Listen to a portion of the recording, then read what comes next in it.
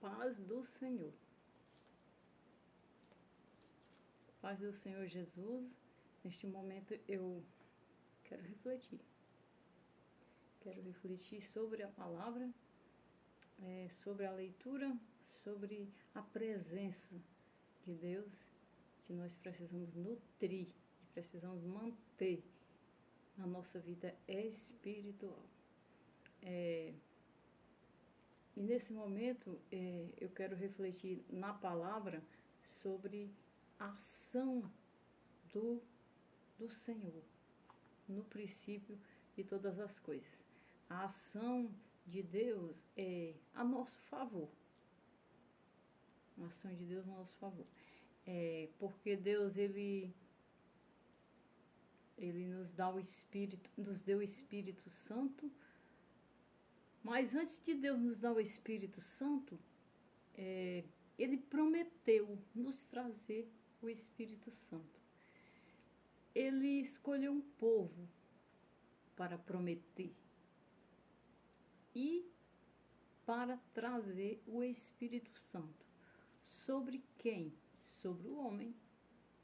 Esse povo seriam os homens que Deus preparou e chamou para trazer o Espírito Santo. Separou uma nação. E eu quero falar a respeito do princípio, do início de todas as coisas.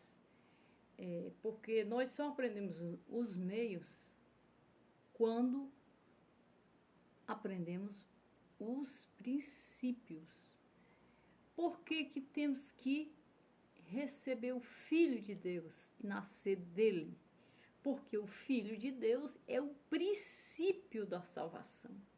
É o início da salvação. Foi por quem veio a salvação. Antes era apenas uma promessa. Quando nascemos do Filho, nós temos o princípio da nossa regeneração, da nossa salvação pessoal. Então aquilo nasce em nós, a comunhão, a reconciliação, o viver com Deus, continuar com Deus, partilhar com Deus todos os instantes e momentos da vida que nós respirarmos diante do céu. Então, é sobre isso que eu quero tratar nessa reflexão. O que eu quero refletir através desse momento de reflexão? Eu quero refletir no momento que Deus faz o homem e o coloca no jardim. Deus, gerando o homem do pó, Ele o coloca no jardim. E Ele trata com esse homem em comunhão.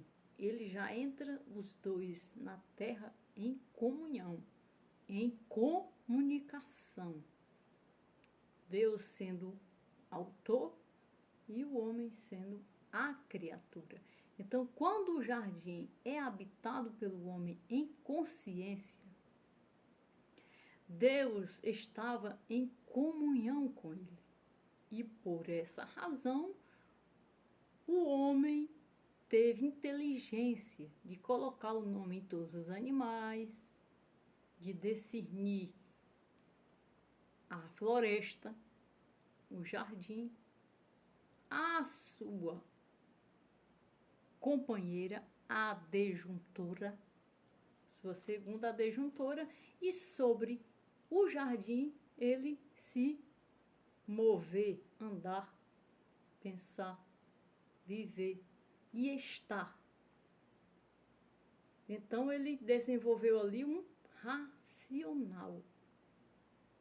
Mas nós temos que saber por que o homem foi tentado. Porque o homem, quando chega no jardim, ele já vem pronto. A mulher é feita dele para formar o par. como foi feito os animais. Então a mulher, em outro desenho, em outro formato, é tirada da costela e feita na mesma espécie dele. E aí eles possuem o jardim. Eles estão habitando ali. É a habitação do homem. E não descreve a palavra se eles tinham casa, se eles, como que eles passaram o dia e a noite, ou se eles entraram num momento de somente habitar, de habitação. Eles estavam em glória. E como que aquela glória refletiu na habitação? Qual foi o tempo dessa glória refletir na habitação sobre eles? Então eles estavam ali em glória de luz e em comunhão com Deus. E habitando sem especialização de Bíblia, como ele habitou em obediência ainda com ela. Se eles dormiam, se eles estavam ali como quem não estavam, mais vendo ou sentindo as coisas, como que estava a vida dele ali naquele momento, né, com ela, na obediência. Então Deus, ele cuidava, aquele momento ali, a mente dele e a atenção e o temor estava em Deus. Então Deus certamente os regia. E a Bíblia diz assim em Gênesis, eu quero ler agora a formação, eu quero ler a tentação. Por que e como se gerou essa tentação? Então vamos ler Gênesis 3, que a gente chega no lugar onde Deus precisa falar. Deus precisa falar comigo, Deus precisa falar com você, Deus precisa falar com a humanidade, Deus precisa falar com o homem, para que ele tenha consciência e ciência da ação de Deus antes dele chegar, antes dele nascer, já que ele foi concebido, porque Deus iniciou a criação do homem como escrita da sua guerra, da sua adversidade que surgiu no seu governo, e ele perdeu uma terça parte e caracterizou como a ovelha perdida do rebanho, e ele inclinou-se a trazer a ovelha de volta dentro de uma situação, né, de perdão. Mas ele, na verdade, narra a história pelo que faz. Ele escreve a história pelo que faz, pelo que constrói. Então ele faz o homem. Então o Gênesis 3 diz assim: ora, a serpente era mais astuta que todas as alimarias do campo que o Senhor Deus tinha feito. E esta disse à mulher: assim que Deus disse: não comereis de toda árvore do jardim? E disse a mulher à serpente: do fruto da árvore do jardim comeremos. Mas do fruto da árvore que está no meio do jardim, disse Deus: não comereis dele, nem tocareis, para que não morrais. Então a serpente disse à mulher: certamente não morrereis. Pronto. Nasceu a inimizade contra Deus. Quando ela chega para Deus, descrita na palavra como a mais astuta dos animais do campo, entre os animais do campo veio um ser vivente, rastejante e disfarçante, que é o que a serpente é. A serpente não vem como a primeira do jardim, ela vem disfarçadamente. Então, de um anfíbio com uma serpente, surgiu a voz para a mulher, para falar com a mulher. E a voz perguntava para a mulher o que Deus disse para a mulher, para o homem. E a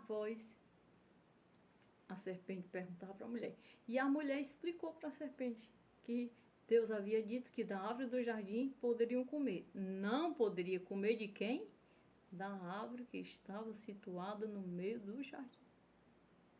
Então, ela entregou para a serpente que estava no jardim a árvore proibida. Que estava no jardim o desafio da ordem divina. Ela entregou para algo muito insignificante, que é a serpente. Ela não era só astuta, ela era vil. Um anfíbio vil, querer saber qual era a ordem de Deus para o casal. Então isso nos traz a razão de entendermos por que Deus fez a sua semelhança. Primeiro, o casal ele tinha a semelhança de Deus.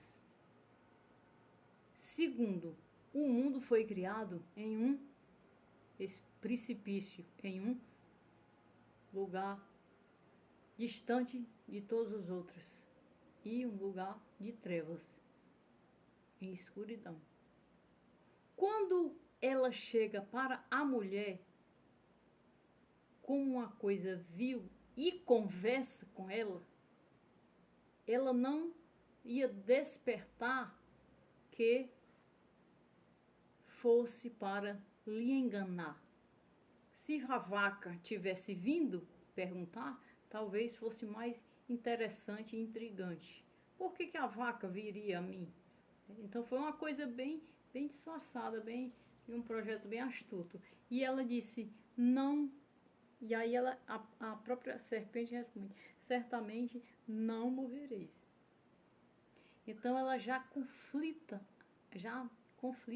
a ordem de Deus, porque a árvore que está no meio do jardim, se nós comermos, morreremos, né? Então ela disse que não.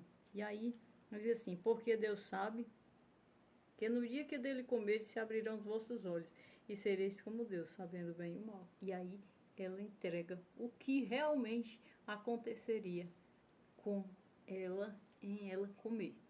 Não, você não morre. Você simplesmente começa a compreender o bem e o mal.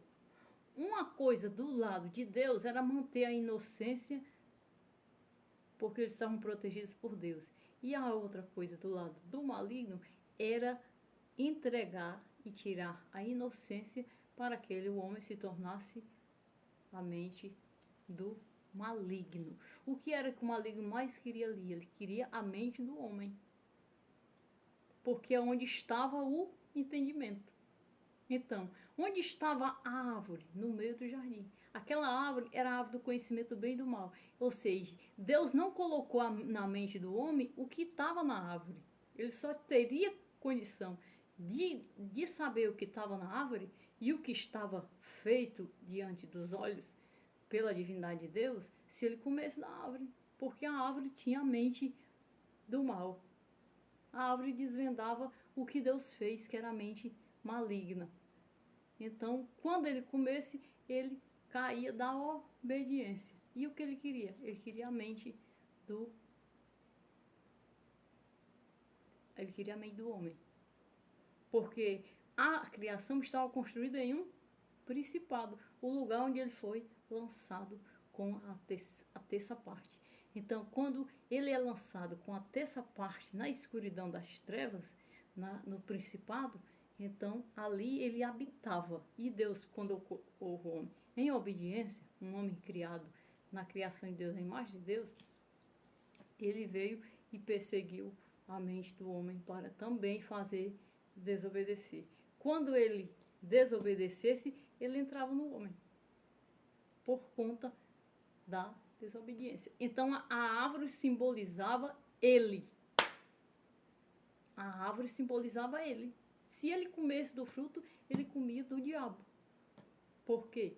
Ele construiu a criação no precipício que foi lançado a terça parte dos desobedientes. Então isso é real, isso é ético, isso é simples assim. Isso é reduzir todo o entendimento de onde estamos e por que estamos e de para onde e em quem temos que confiar para nos reconciliarmos com Deus. Então era isso que a serpente, e veio bem disfarçado, porque o Senhor com certeza estava na presença do jardim, estava em cada árvore, estava em cada momento ali do jardim e do casal. Então ele veio com, com muita insignificância para o momento, para roubar aquela dádiva, aquela criação e colocar a mente dele. Porque a árvore simbolizava a desobediência do seu inimigo que derrubou a criação. Quando ela diz que não, ela diz, ele sabe que se você comer, ele fica como ele. Mas não era como ele. Ele fica como o inimigo dele. Então ele, na verdade, lutou para derrubar, para aquilo que estava correto em Deus desandar e passar para o lado dele e ele roubar a mente do homem. E aí diz assim, e vendo a mulher que aquela árvore era boa, a mulher o viu, aí olhou e atentou na árvore. A árvore era boa, agradável aos olhos, e a árvore desejável para dar entendimento. A palavra e a intuição da serpente mexe e move a mulher para a inclinação da árvore e para a chamada de atenção. Porque até então ela estava só na obediência. E aí ela chama e ali a árvore desejável para dar entendimento. Tomou do seu fruto e comeu e deu também ao seu marido. Então, ela, o que foi que ela fez? Ela foi à árvore e viu o fruto e desejou e comeu e deu ao marido. Então, aquilo era tão simples, aquilo era tão precioso, era tão fino, o peso da alma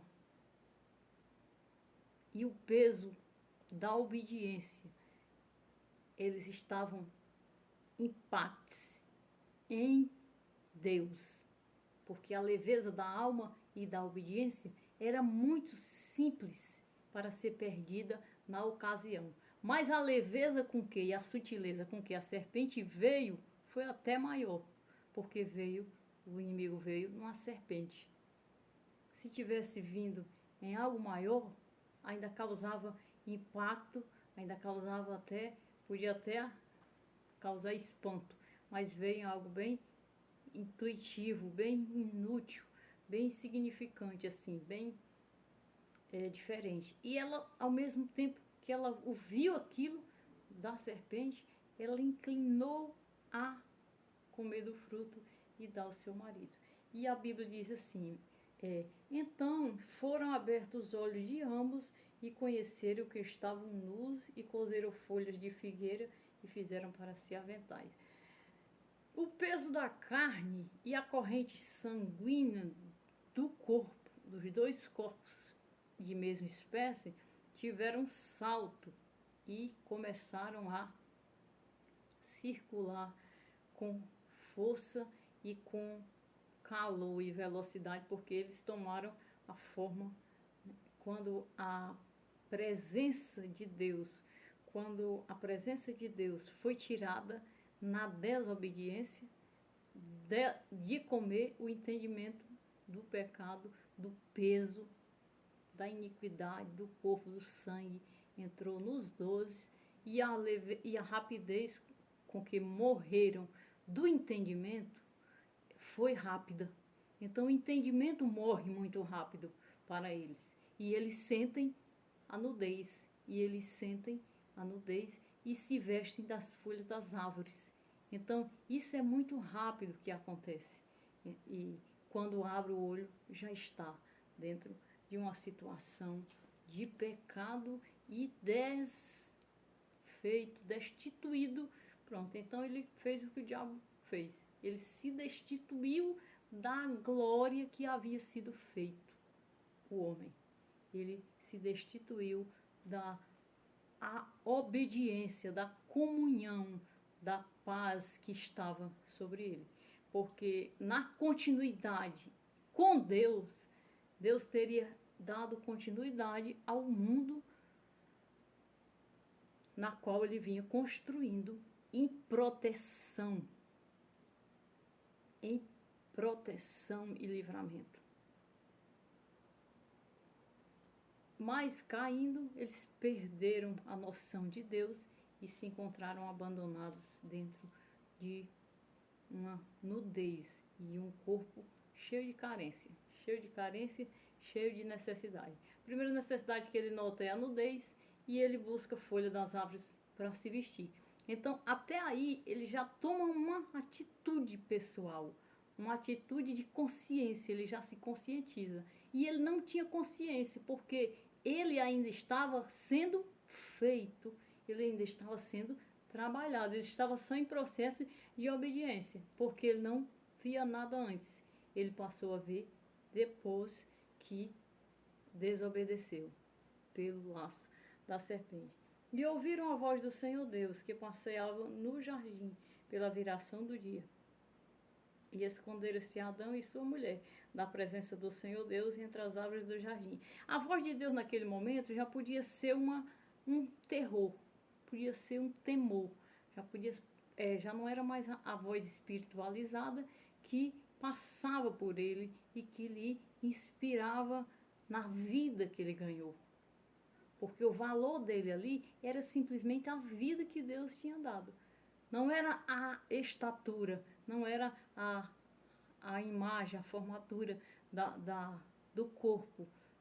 Era a vida que eles tinham ganhado. Então, era a vida que eles estavam vivendo que estava ligada a Deus e o entendimento sendo maestrado por Deus.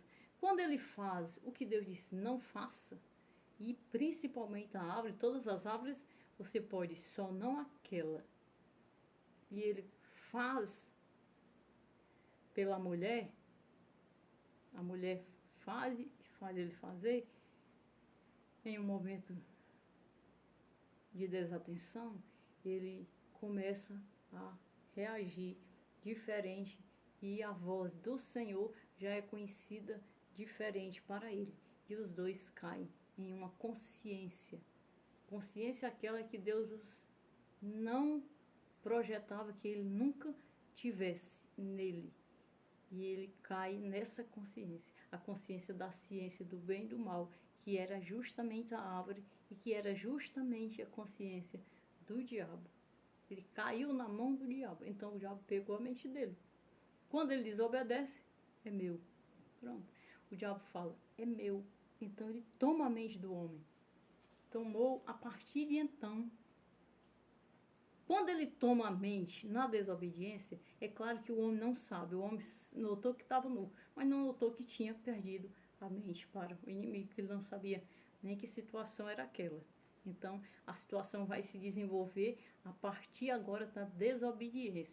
O que esse demônio, esse espírito maligno que veio na serpente, vai fazer agora com essa criação de homens?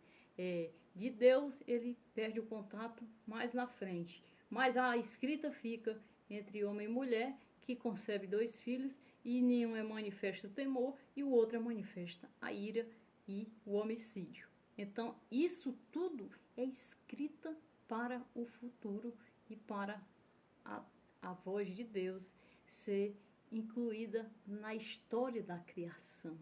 Essa foi a história da criação. E ele, captando o entendimento, comendo a árvore, ele capta o entendimento do bem e do mal e começa a desenvolver. E chamou o Senhor Deus a Adão e disse, onde estás? E ele disse, ouvi a tua voz soar no jardim e temi, porque estava nu e escondi-me. Então, ele já escuta a voz de Deus diferente e já teme e sente que estava nu. Aí, Deus não poderia dizer assim, como nós poderíamos dizer. Ele poderia dizer assim, mas Adão, eu não te encerrei, Adão. Você me desobedeceu, Adão. Eu não te encerrei. Eu não havia acabado você. Como é que você sabe que você está nu? Qualquer um de nós dialogaria nesse perfil. Mas aí ele não disse não. Ele disse, onde estás? E aí ele disse, eu ouvi a tua voz no jardim e temi, porque estava nu e escondi-me. E aí Deus disse, quem te mostrou que estava nu? comeste toda a árvore que te ordenei que não comeste? Então Deus sabia que ele já tinha caído, porque ele sabia que estava nu. E ele não era para saber que estava nu, porque ele estava em fase de processo, de processamento. Então disse Adão: a mulher que tu me deste por companheira, ela me deu a árvore e comi. E aí Deus disse a ele, Deus disse à mulher: por que tu fizeste isso? E disse a mulher: a serpente me enganou e eu comi. Então a serpente, a coisinha inútil, o réptil inútil do jardim, conseguiu convencê-la a comer. E aí ele disse assim, e então o Senhor fala com ela e diz assim, o Senhor disse à serpente: por quanto fizeste isso, maldita será mais que todas as férias, e mais que todos os animais do campo. Sobre o teu ventre andarás, e pó comerás todos os dias da tua vida. Ele amaldiçoou o inseto, o réptil. Todo réptil é maldito. Todo ser que se arrasta é maldito. A maldição partiu daqui. Não é bichinho de pelúcia, não são os animais, são os répteis. Os répteis são malditos. Eles não têm definição de formato. Eles são feios, eles são repugnantes. Então, e eles representam muito essas bruxarias, obra de bruxaria, dessas coisas. Pode ver que, por causa da maldição, Deus amaldiçoou a serpente, e a serpente que tem veneno mortal. Aquele veneno mortal foi a maldição quem trouxe o conselho do maligno, que foi o maligno que entrou nela. O maligno estava representado na árvore, para que ficasse claro que a criação de Deus, a criação era de Deus, e que o maligno não ia tocar, mas que ele existia. Que havia uma guerra e um entendimento e uma ciência na criação que definia ao maligno e contradizia qualquer desobediência a Deus, daria a herança dele. Então ele veio nela: e porém inimizade entre ti e a mulher, ainda a maldição da serpente, e entre a tua semente e a sua semente. Esta te ferirá a cabeça e tu lhe ferirá.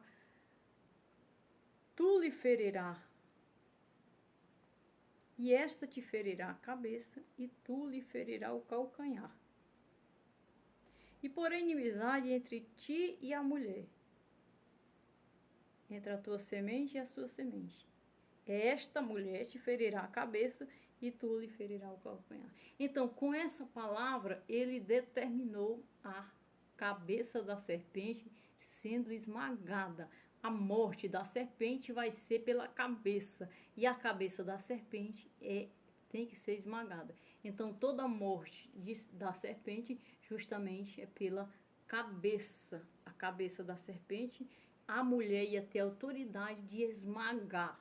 Dali ela não ia sair mais para nenhum formato, ela não ia ser mais nada. Ela poderia estar no processo da criação, ela ainda ter uma transformação, porque o Criador que estava sob o domínio da criação. Então dali ela não ia mais para lugar nenhum, a mulher ia esmagar a cabeça dela, pelo que ela fez, como semente, como identidade. A mulher ia esmagar a cabeça e ela ia ficar no chão e entre o pó, e só ia ter direito de picar no calcanhar da mulher. E essa foi a maldição de quem estava criando, de quem estava no domínio da criação. E a mulher disse para a mulher: multiplicarei grandemente a tua dor e a tua conceição. Com dor darás à luz a filho, e o teu desejo será para o teu marido, e ele te dominará. Então ele entregou o desejo dela para o marido, porque ela fez o marido cair. E deu para ela dores de parto, ou seja, ela ia conceber do fruto, quando ela fosse frutificar, como ela era a fêmea, ela ia dar filhos com dores de parto, ou seja, antes talvez, se ele tivesse continuado, ela talvez concebesse sem as dores. Ele talvez continuar sem as dores. Então ele feriu ela da dor do parto, do nascimento, e o domínio sendo do marido sobre ela. E Adão disse: porquanto deste ouvido a voz de tua mulher, e comeste da árvore que te ordenei, dizendo: não comerás dela, maldita é a terra por causa de ti. Com dor comerás dela todos os dias da tua vida.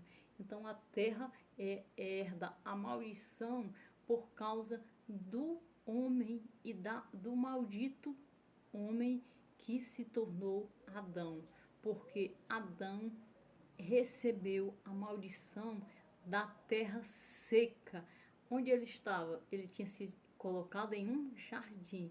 Então a terra, por causa de Adão, ela secaria, porque o inimigo roubou a mente, roubou ele de Deus. O inimigo roubou a conduta.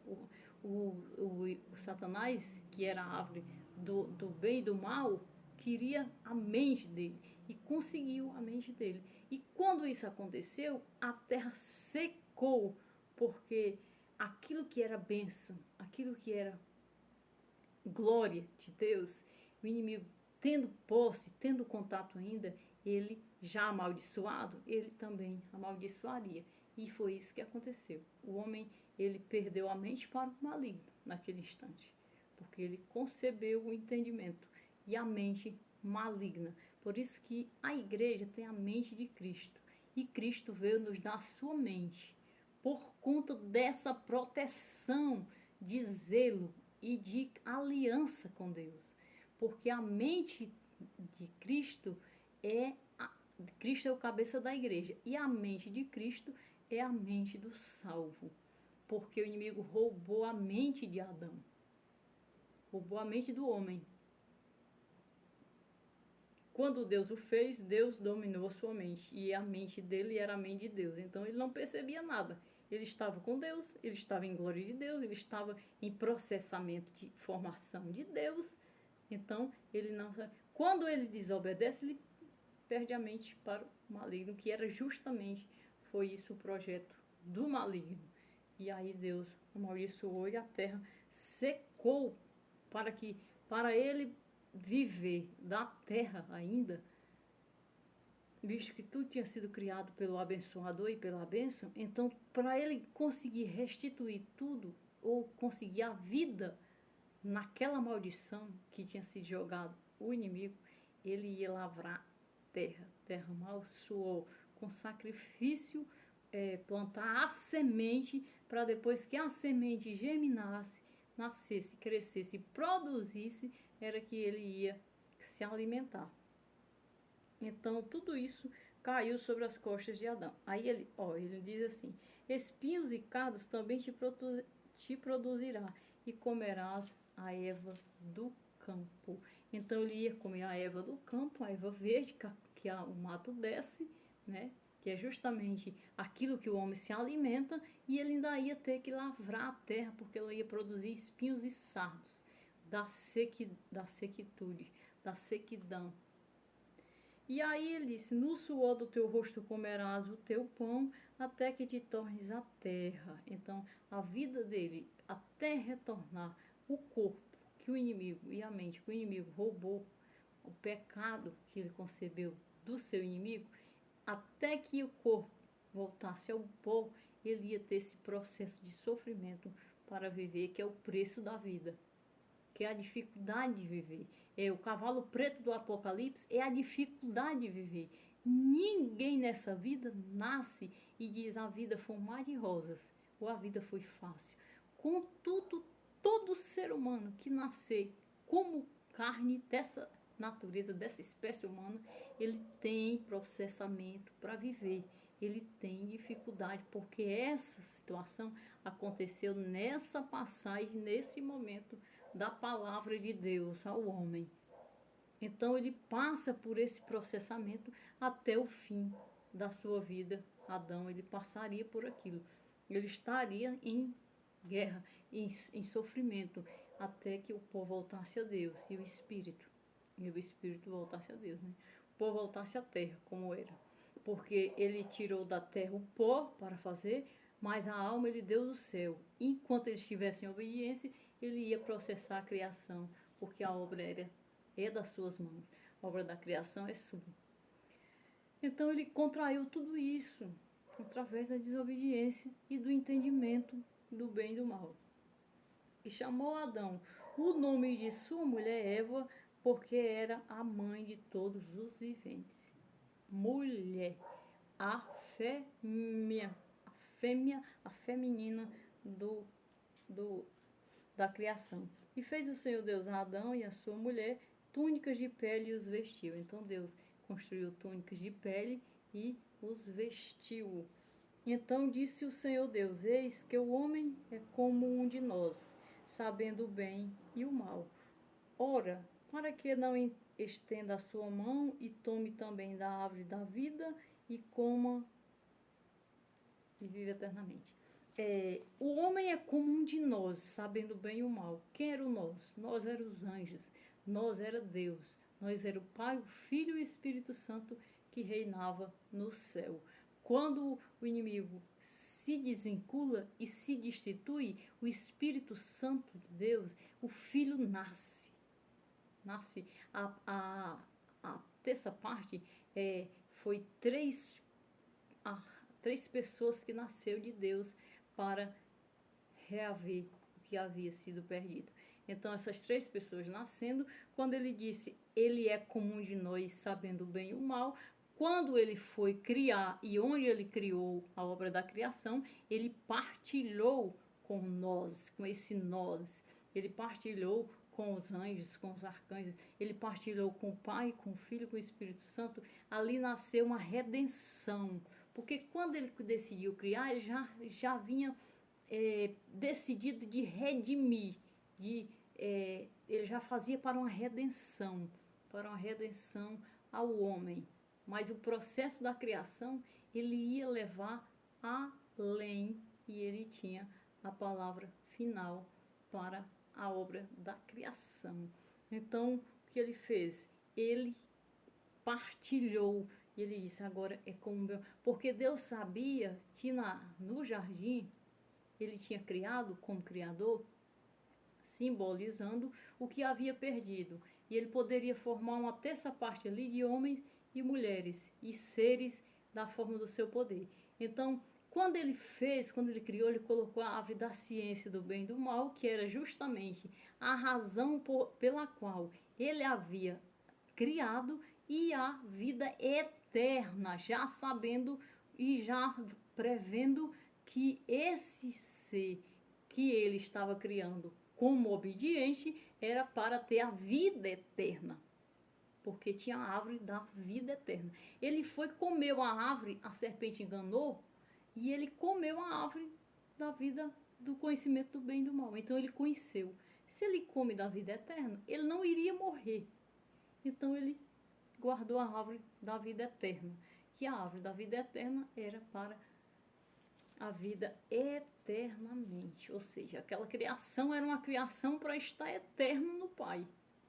E ele, encerrando a composição de todas as coisas, aquela criação ela estaria dentro da eterna, porque o eterno não faria uma coisa transitória e passageira. Quem caiu no tempo foi o conhecimento do bem e do mal. Quando ele cai no tempo. Ele cai num tempo e ele cai em uma natureza. E a natureza de quem foi? Daquele que já estava precipitado no precipício. E ele teve acesso à criação da mente humana. E aí Deus disse, ora, para que não estenda a sua mão e tome também da árvore da vida e come viver eternamente. Então ele protegeu a árvore da vida. O Senhor Deus, pois, o lançou fora do jardim do Éden, para lavrar a terra da qual fora tomado. Esse fora do jardim, meus irmãos, esse fora do jardim não seria um jardim, seria a glória de Deus. A glória de Deus. Agora, claro que Adão ele teve a experiência de sair do manancial, da fartura, da bênção, né? Quando nós pregamos a verdade, nós não refletimos sobre o norte e o sul. Ele não fala do norte e do sul no decorrer da história da palavra, né? O norte sendo o sacrifício da terra seca da maldição e o sul sendo o manancial. Então ele saiu do sul, que era o jardim, que era a bênção, e entrou do norte, que foi o maldito, a maldição, a terra seca, né? Para onde Jeremias viu a panela de ferver, né? Então toda a maldição se descobrindo do norte por conta do deserto, por conta do seco. Então ele sai da terra, do jardim, e aquela glória, aquela identidade de criação, de maravilha, de não precisar fazer nada, só Deus criar para que ele pudesse exercer e viver em paz e justiça, no controle, na mente de Deus, foi totalmente tirado dele e perdido dele, e ele saiu abandonado para o deserto da maldição, que seria a árvore do bem e do mal, né? Ou seja, ele ficou totalmente do lado do maligno. E o jardim ele fechou em termos espirituais e humanos. Então, localizar o Jardim do Éden hoje é na glória. O Jardim do Éden de Deus é a glória de Deus, né? Então, até depois de um dilúvio hoje, é muito difícil localizar o jardim. Eu não acredito que o Jardim do Éden ele possa estar situado em uma região assim que se destaque. A Bíblia diz, e segundo o lugar e a região, Deus sabe onde que fica. Mas esse Éden, esse Jardim do Éden, era comunhão, era o processamento com que o homem estava dentro da glória. Agora, a eternidade é o Jardim do Éden, porque como descreve a palavra em Apocalipse acerca da glória de Deus, ali está situado o Éden para o novo homem. Então ele entra num processo de comunhão e de comunhão de regeneração novamente, por conta que ele volta ao jardim, porque ele precisa da mente de Deus para nascer de novo. Quando ele tem a mente de Deus, ele nasce de novo. Então, quando ele se aprofunda no nascer de novo e entra numa comunhão profunda de reconciliação com Deus, ele adquire a mente de Deus e ele nasce de novo. Então, ele é um homem do jardim do Éden. O Éden começa na vida dele e esse Éden vai estar na eternidade, né? Então, esse é o Éden. Agora, localizar aqui onde estava situado realmente, está escrito na Bíblia onde ele está situado, mas não, eu ainda pessoalmente não sei onde que fica.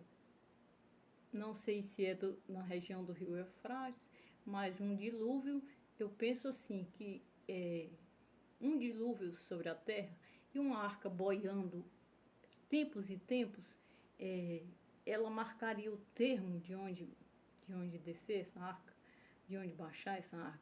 Então, tem como ainda localizar. A arca foi levada pelo Espírito Santo para deixar na terra, na mesma região desse jardim e do acontecimento que se deu a povoação depois de Adão, que foi necessário ser tudo destruído da mentalidade de Adão, da mente de Adão, e tirar somente a semente. Então, eu acho que quando a água inundou todos os territórios, e talvez Deus planejou até melhor erguer os territórios das águas, ela situou na região exata, né? Será que ela boiou só numa região? Que a gente sabe que uma arca sobre as águas, ela anda bastante. Ela foi segurada por quem? Né? Para ficar só ali enquanto as águas subiam. Não houve desequilíbrio de nada. Essa arca não precisou realmente fazer a órbita. Quem sabe assim, não sei. Deus sabe. Mas vamos aprender, porque estamos continuando a prosseguir e aprender. E estamos com Deus. E havendo lançado fora o homem, pôs querubins ao oriente do jardim do Éden e uma espada inflamada que andava ao redor para guardar o caminho da árvore da vida. Então, o caminho da árvore da vida, e a vida eterna foram protegidos e guardados pelos querubins com o jardim do Éden. Esse lugar era o lugar onde ia nascer a salvação, que era onde estava a vida eterna. Então, quem trouxe a vida eterna? Cristo. Então, esse lugar é o lugar que estava a vida eterna, que Deus ia devolver ao homem através do preço da comunhão.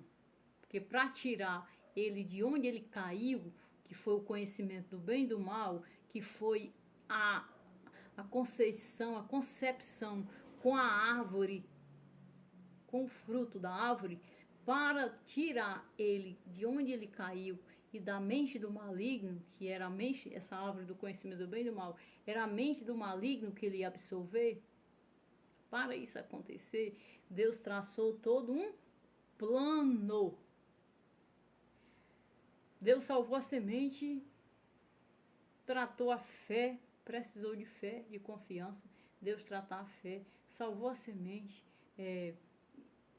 mandou o dilúvio, desceu a arca do dilúvio, tratou com Noé, povoou por Noé, para chamar o filho ungido de onde viria a nação, para vir o Cordeiro de Deus e estabelecer a vida eterna. Todos os que foram salvos, filhos de Abraão, de Noé a Jesus, eles estão no reino do Messias, porque a vida eterna veio pelo Senhor Jesus Cristo. Jesus quem fez o homem nascer novamente, porque antes era só a unção e a presença de Deus no Espírito Santo. Como ele esteve com Adão, ele estava com Abraão, ele estava com Israel, ele estava nos sinais e nas maravilhas com o seu povo no deserto, trazendo Israel sobre a terra, no domínio da criação, no domínio dos reinos, dos governos. Então ali vinha ele entre o povo, com todos os sinais, com todas as presenças, com todas as maravilhas, com todos os profetas, com todos os sacerdócios, com todo o templo e o lugar exato que ele iria trazer a nascente do Filho de Deus, que seria Jerusalém. Então, Jesus, quando veio como judeu, para o judeu, os judeus estavam esperando no lugar certo que Abraão encontrou a Deus e que o povo estabeleceu o país, a cidade e os reinos e os profetas. Então, ele cumpriu ali a lei, onde a lei foi exercida. A lei foi exercida nas terras de Abraão, nas terras de Canaã, nas terras de Jerusalém. E quando ele nasce e cumpre a morte e ressurreição, o homem nasce por ele. Nasce os discípulos, como igreja do Senhor, os 12 discípulos, e nasce toda a igreja do Senhor Jesus.